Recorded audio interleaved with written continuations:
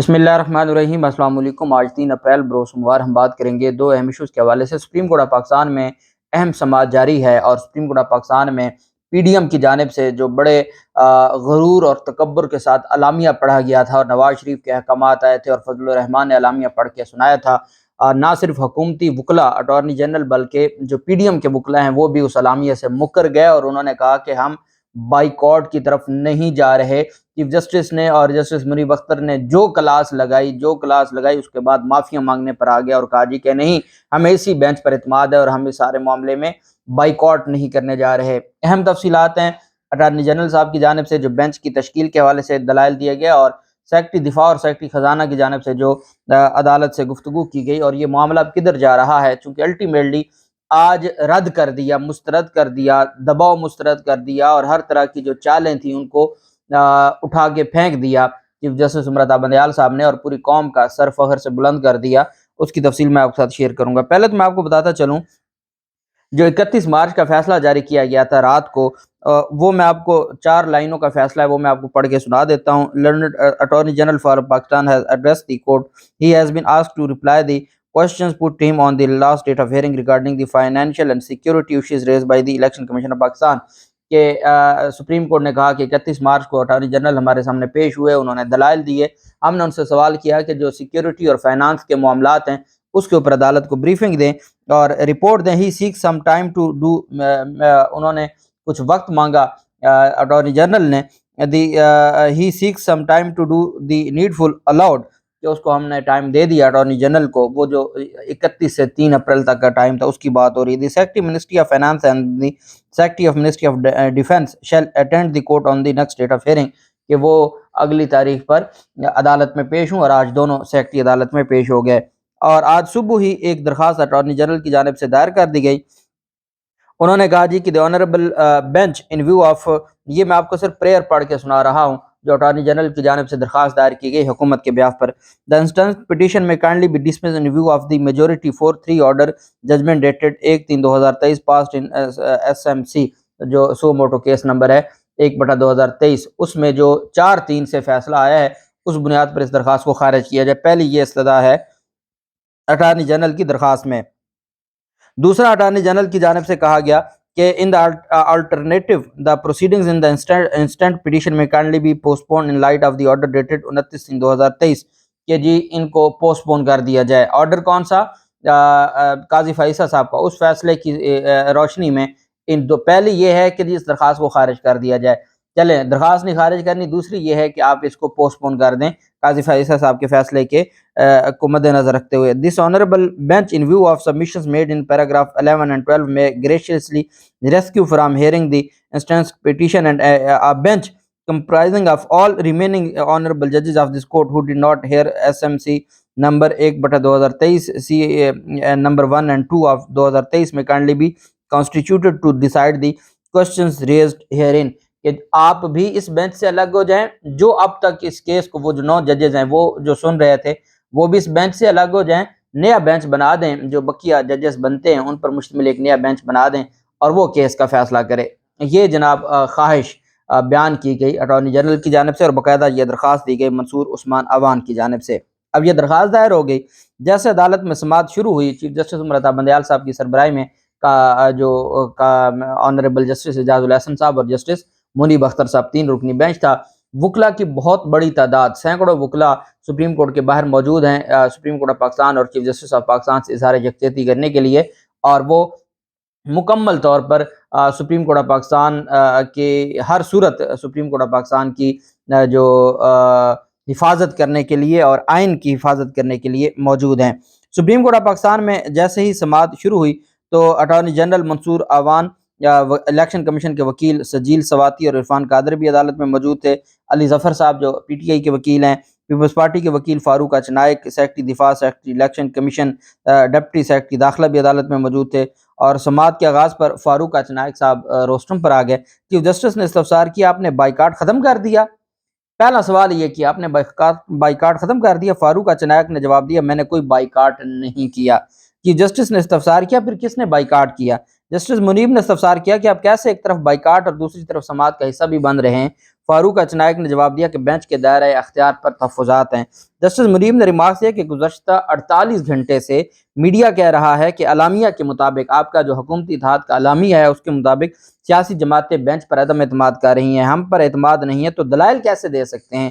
اگر اعلامیہ واپس لیا ہے تو آپ کو ہم سن سکتے ہیں۔ چیف جسٹس نے فاروق اچنائک سے مکالمہ کیا کہ کیا آپ کارروائی کا حصہ بننا چاہتے ہیں؟ فاروق اچنائک نے جواب دیا، جی کارروائی کا حصہ ہیں ہم نے تو بائیکاٹ کیا ہی نہیں ہے۔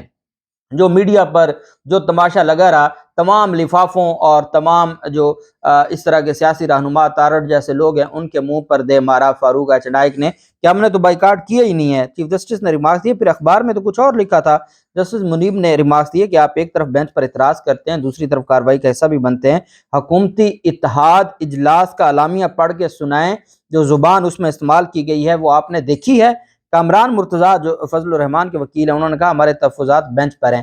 فاروق اچنائک نے کہا ہمیں درخواستوں کے قابل سماعت ہونے پر تحفظات ہیں۔ چیف جسٹس نے ریمارک کیا اگر بائیکاٹ کرنا ہے تو عدالتی کارروائی کا حصہ نہ بنیں، بائیکاٹ نہیں کرنا تو لکھ کر دیں گے تو ہم آپ کی بات سنیں گے۔ مطلب کیا ہے؟ چیف جسٹس عمر رضا بندیال صاحب یہ چاہتے ہیں کہ آپ کا اعلامیہ تو آ گیا تھا نا جو میڈیا پہ آپ نے 48 گھنٹے چلایا، اب لکھ کے دینا کہ آپ کو اس بینچ پہ آپ بائیکاٹ نہیں کریں گے اس کارروائی کا، تاکہ پھر یہ بھی میڈیا پر چلے اور آپ کا جو رئیس ہے آپ کی عزت ہے وہ بھی ختم ہو۔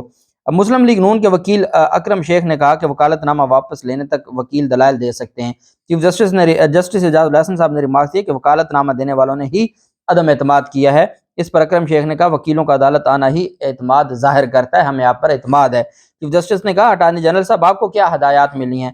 اٹارنی جنرل نے جواب دیا کہ حکومت عدالت کا بائیکاٹ نہیں کر سکتی۔ یہ بات میں نے کل آپ کو بتائی تھی کہ حکومت کیسے بائیکاٹ کر سکتی ہے، حکومت کی اوقات ہی نہیں ہے بائیکاٹ کرنا۔ چیف جسٹس نے ریمارک دیا سنجیدہ اٹارنی جنرل سے ایسی ہی توقع تھی۔ اٹارنی جنرل نے کہا حکومت آئین کے مطابق چلتی ہے اور حکومت عدالتوں کا بائیکاٹ نہیں کر سکتی۔ اٹارنی جنرل نے کہا درخواست میں الیکشن کمیشن کا فیصلہ کالعدم قرار دینے کی استدعا ہے، صدر کو خیبر پختونخوا میں تاریخ دینے کی بھی استدعا کی گئی ہے۔ درخواست کی بنیاد 1 مارچ کا عدالتی فیصلہ ہے، فیصلے میں عدالت نے پنجاب کے لیے صدر اور خیبر پختونخوا کے لیے گورنر کو تاریخ دینے کا کہا تھا۔ گورنر خیبر پختونخوا نے درخواستیں دائر ہونے تک کوئی تاریخ نہیں دی تھی۔ چیف جسٹس نے کہا سوال اٹھایا تھا کہ الیکشن کمیشن 8 اکتوبر کی تاریخ کیسے دے سکتا ہے؟ قانون کسی کو الیکشن ملتوی کرنے کا اختیار نہیں دیتا، عدالت ہی الیکشن کی تاریخ آگے بڑھا سکتی ہے۔ 1988 میں بھی عدالت کے حکم پر انتخابات آگے بڑھائے گئے۔ عدالت زمینی حقائق کا جائزہ لے کر حکم جاری کرتی ہے، جس حکم نامے کا ذکر کر رہے ہیں اس پر عمل ہو چکا ہے۔ جسٹس اعجاز الحسن صاحب نے ریمارک دیا کہ اصل معاملہ الیکشن کمیشن کے حکم نامے کا ہے، عدالتی حکم الیکشن کمیشن پر لازم تھا، الیکشن کمیشن کا حکم برقرار رہا تو باقی استدعائیں ختم ہو جائیں گی۔ اٹارنی جنرل نے کہا پہلے راؤنڈ میں 9 رکنی بینچ نے مقدمہ سنا تھا، 21 فروری کو سماعت کا حکم نامہ آیا، 2 ججز کے اختلافات کی تفصیلات سامنے آ چکی ہیں، 2 ججز نے پہلے دن درخواستیں خارج کر دی تھیں۔ چیف جسٹس نے کہا ایک جج نے درخواست خارج کر دی تھی، اطہر من اللہ صاحب نے اپنے شارٹ اختلافی نوٹ میں نہیں درخواست خارج کی۔ اٹارنی جنرل نے کہا جسٹس یحییٰ افریدی نے جسٹس اطہر من اللہ سے اتفاق کیا تھا۔ اس پر چیف جسٹس نے ریمارک دیے کہ آپ کا نقطہ نظر ہم سمجھ گئے ہیں۔ جسٹس منیب نے کہا کہ جسٹس منصور اور جسٹس جمال مندوخیل کے تفصیلی نوٹ کتنے رکنی بینچ کے تھے، کتنے رکنی بینچ نے فیصلہ دیا تھا؟ 27 فروری کو 9 رکنی بینچ نے اثر نو تشکیل کے لیے کیا معاملہ چیف جسٹس کو نہیں بھیجا تھا؟ اس دوران عرفان قادر اٹارنی جنرل کے کان میں لقمہ دیا تو جسٹس منیب نے ریمارک دیا کہ کیا عرفان قادر اٹارنی جنرل کو بچانے آئے ہیں؟ جسٹس اعجاز الحسن صاحب نے ریمارک کیا کہ جب بینچ دوبارہ تشکیل ہوا تو وہ 5 رکنی تھا۔ چیف جسٹس نے استفسار کیا کہ چیف جسٹس کو بھی 5 ججز شامل کیا نہیں کر سکتے بینچ میں؟ کیا چیف جسٹس کے پاس اختیار نہیں ہے کہ وہ کسی بھی جج کو شامل کریں؟ اٹارنی جنرل نے جواب دیا آپ کی رائے سے میں اتفاق کرتا ہوں۔ چیف جسٹس نے ریمارک دیا کہ چیف جسٹس پہلے والے اراکین شامل کرنے کے پابند نہیں تھے، جس عدالتی فیصلے کا آپ حوالہ دے رہے ہیں وہ اقلیتی ہے۔ اس پر اٹارنی جنرل نے کہا 1 مارچ کو بھی کوئی عدالتی حکم نہیں تھا۔ چیف جسٹس نے ریمارک دیا آپ کہنا چاہتے ہیں کہ 5 رکنی بینچ بنے ہی نہیں تھا؟ ججز میں ہم آہنگی سپریم کورٹ کے لیے بہت اہم ہے، ججز کے بہت سے معاملات آپس کے ہوتے ہیں، عدالتی کارروائی پبلک ہوتی ہے لیکن ججز کی مشاورت نہیں۔ جسٹس منیب نے کہا کہ 4-3 کے فیصلے والی منطق مان لی تو معاملہ اس 9 رکنی بینچ کے پاس چلا جائے گا، فیصلہ یا 9 رکنی بینچ کا ہوگا یا 5 رکنی بینچ کا ہوگا، 7 رکنی کا تو کوئی کنسیپٹ ہی نہیں ہے۔ چیف جسٹس نے ریمارک دیا تفصیلی اختلافی نوٹ بینچ کے اثر نو تشکیل کا نقطہ شامل نہیں ہے۔ اس پر اٹارنی جنرل نے کہا کہ نوٹ کے مطابق بینچ کی اثر نو تشکیل انتظامی اقدام تھا، نوٹ کے مطابق جسٹس اعجاز اور جسٹس مظاہر نقوی نے سماعت سے معذرت کی تھی۔ چیف جسٹس نے کہا نوٹ کے مطابق 4 ججز نے خود کو بینچ سے الگ کیا، بہتر طریقہ یہ تھا کہ لکھتے کہ 4 ججز کو بینچ سے نکالا گیا۔ 9 रुकनी बेंच के फैसले में कहीं नहीं लिखा कौन रजाकाराना अलग हो रहा है। किसी ने बेंच से अलग होना हो तो जुडिशल ऑर्डर लिखा जाता है। कोई शिक नहीं कि जज को बेंच से निकाला नहीं जा सकता। अदालत बेंच की असरन और तश्कील का हुक्म देते उसे निकालना नहीं कहते। जस्टिस इजाजुल हसन साहब ने रिमार्क्स दिए कि असरन और तश्कील में तमाम 5 नए जजेस आ जाते तो क्या होता? क्या नए बेंच पुराने 2 जजेस के फैसलों को साथ मिला सकते थे? क्या नया बेंच तश्कील देना इंतजामी नहीं जुडिशल हुक्म था? अटार्नी जनरल साहब ने फिर अपनी राय दी और अटार्नी जनरल साहब ने तफसील से जो काजी फैसल साहब के फैसले का हवाला दिया। उस पर अदालत ने कहा कि काजी फैसल साहब का फैसला हमने मुस्तरद नहीं किया, हमने सिर्फ एक सर्कुलर जारी किया है कि जो 184(3) के तहत कार्रवाइयाँ रोकने का कहा गया है वो दुरुस्त नहीं है, क्योंकि ये इसके ऊपर लार्जर बेंच अपनी जो तफसीलात हैं वो पहले दे चुका है और सारी चीज़ें आ चुकी हैं। अब इसमें बहुत लंबी जो जस्टिस जो अटार्नी जनरल साहब थे उनकी जानिब से बहुत डिटेल में आर्गूमेंट्स किए गए सिर्फ इस पॉइंट पर, काजी फैसल साहब के और जो बेंच के मामलात पर। बहरहाल अदालत की जानिब से ये इस्तफसार किया गया कि जो फुल कोर्ट के हवाले से अदालत ने कहा कि फुल कोर्ट का आपका मामला नहीं बनता, जिस पर चीफ जस्टिस साहब ने कहा कि काजी फैसल का जो हुक्म है वो खूबसूरत लिखा गया है, फुल कोर्ट मीटिंग फ़ायदा मंद हो सकती है लेकिन फुल कोर्ट बेंच नहीं। गुज़श्ता 3 दिन में सीनियर जजेस से मुलाकातें की हैं, लार्जर बेंच के नुक्ते पर दलाल देना चाहें तो ज़रूर दें। चीफ जस्टिस का अटार्नी जनरल से ये मुकालमा था। क्या दोनों सेक्रेटरीज अदालत में मौजूद हैं? सेक्रेटरी दिफा और सेक्रेटरी ख़जाना का पूछा। सेक्रेटरी ख़जाना की रिपोर्ट अदालत में जमा से सिक्योरिटी से मुतल्लिक भी इन कैमरा ब्रीफिंग की इस्तदा की गई और इस वक्त अहम मामला सिक्योरिटी का है। आप एक बंद लिफाफे में फ़ाइल हमें दे दें, हम इसका जायज़ा ले लेंगे। आर्म्ड फोर्सेस सिर्फ आर्मी नहीं होती। चीफ जस्टिस ने कहा कि आर्म्ड फोर्सेस सिर्फ आर्मी नहीं होती, इसमें नेवी और एयरफोर्स भी शामिल है। हमें बताया गया कि 50% पोलिंग स्टेशन पर पुरअमन हैं। उस पर सेक्रेटरी दिफा हमूद रहमान ने कहा कि मैं इसमें ब्रीफिंग देना चाहता हूँ इन कैमरा। तो अदालत ने कहा हम यहाँ कोई ब्रीफिंग नहीं ले रहे। इनसे कुछ सवालात कर रहे हैं कि आपने दरख्वास्त पढ़ी है, हम आपको पंजाब से मुतल्लिक सिक्योरिटी इन चैम्बर ब्रीफिंग का जो मामला है हम आपको कोर्ट से अलग नहीं सुनेंगे, आपने जो रिपोर्ट देनी है आप रिटर्न दे दें, हम उसको पढ़ लेंगे। उस पर फिर अली ज़फ़र साहब ने कहा मेरे ख्याल में इन मामलात में मैं नहीं जाना चाहिए, सिक्योरिटी की सूरत हाल इतनी ख़राब नहीं, अगर कोई डाटा देना चाहते हैं तो वो पेश किया जाए। और फिर अली ज़फ़र साहब ने यह भी कहा, जब चीफ जस्टिस ने कहा कि जो और ये इंदिया दिया कि सिर्फ आर्मी नहीं है, एयरफोर्स और नेवी भी है, तो मतलब यह है कि उनसे भी सिक्योरिटी ली जा सकती है। तो अली ज़फ़र साहब ने कहा कि रिटायर्ड एहलकार भी सिक्योरिटी दे सकते हैं, उनका भी एक कानून मौजूद है। रिटायर्ड फोर्सेस को हम रिजर्व फोर्सेस कहते हैं, इनको बुलाने का भी एक तरीक़ाकार है। सेक्रेटरी दिफा ने इसको तस्लीम किया और साथ उन्होंने कहा जी हम आपको मिलिट्री ऑपरेशन से मुतल्लिक ब्रीफिंग देना चाहते हैं। चीफ जस्टिस ने कहा हम इस मामले में नहीं पढ़ना चाहते, आप रिटन तौर पर दे दें, हम इन चीज़ों को देख लेंगे। सेक्रेटरी दिफा हसास मालूमात शेयर न करें, ज़बानी मालूमात की बजाय आप तहरीरी जवाब दे दें। चीफ जस्टिस ने उनको हुक्म दिया कि आप चंद घंटों के बाद या कल सुबह तक रिपोर्ट दे दें और सेक्रेटरी ख़जाना को भी कहा कि आप फंड से मुतल्लिक आगाह करें। और सेक्रेटरी दिफा को आइंदा समात पर जो कल होगी आने कहा कि आपको आने की ज़रूरत नहीं है, आप अपनी तहरीरी जो सिफारिशात हैं वो दे दें, बाकी जो हुक्म होगा हम देंगे। हम अपनी अफवाज को किसी मुश्किल में नहीं डालना चाहते, इस वजह से हम ओपन कोर्ट में आपकी बात नहीं सुनेंगे, आप तहरीरी हमें दे दें।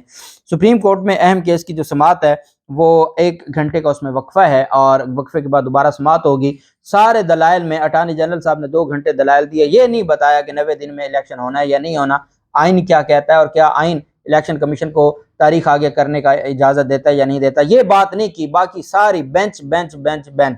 लेकिन चीफ जस्टिस उमरता बंदयाल साहब ने भी उनको और बाईकाट का जो सारा तमाशा था वो उठा के फेंक दिया। अल्लाह पाक पाकिस्तान का मुनासिर हो। बहुत शुक्रिया। अल्लाह हाफिज़। पाकिस्तान जिंदाबाद।